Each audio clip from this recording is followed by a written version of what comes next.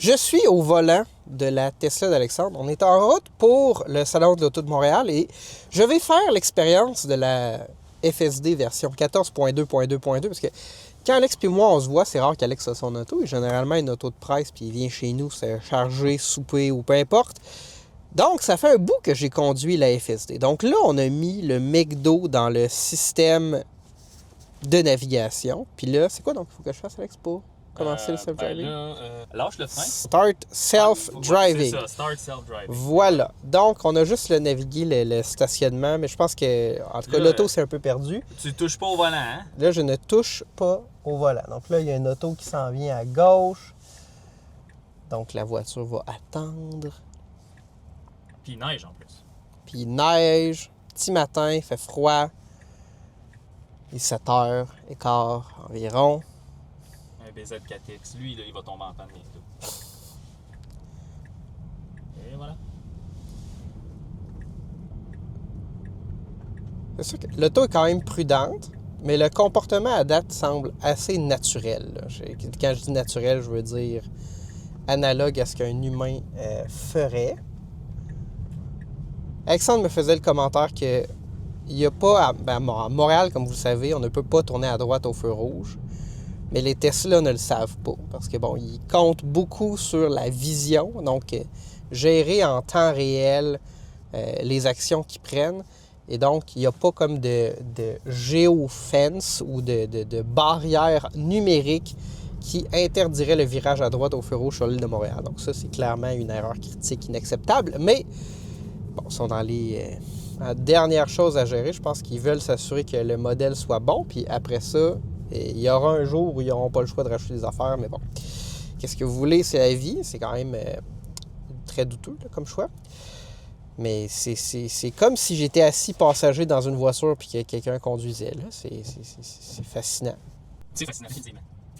Je pense qu'on peut la laisser chauffer puis s'il y a de quoi, genre... C'est pas ce que je fais encore. Il va avoir un petit accéléré, là, cute. C'est impressionnant.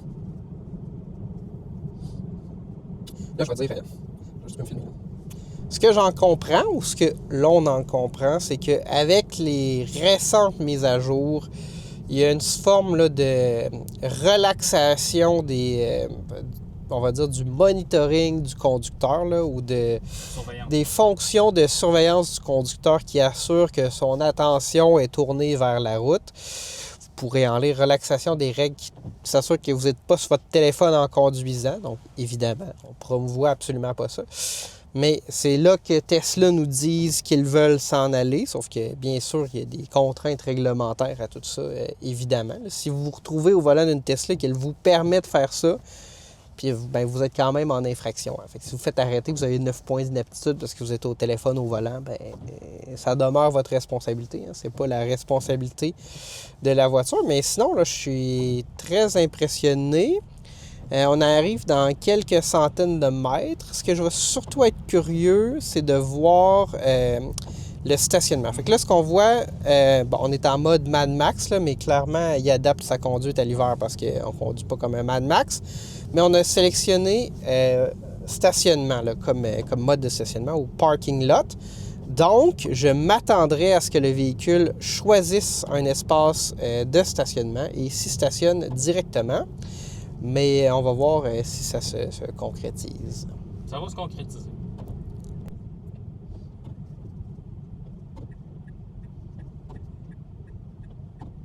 Hey, le pont McDonald's de la salle. Qui est surprenamment bon, d'un point de vue de service à client. Regarde, il tourne. Donc là, on entre dans le stationnement. Mais ça, c'est le moment critique parce que pendant de nombreuses années, les Tesla étaient incapables de se stationner. Puis là, bon, il y a toute une série de stationnements où, en théorie, elle ne devrait pas choisir de se stationner. Donc, on va voir. Oh, je pense qu'elle va se mettre de reculons. Et voilà.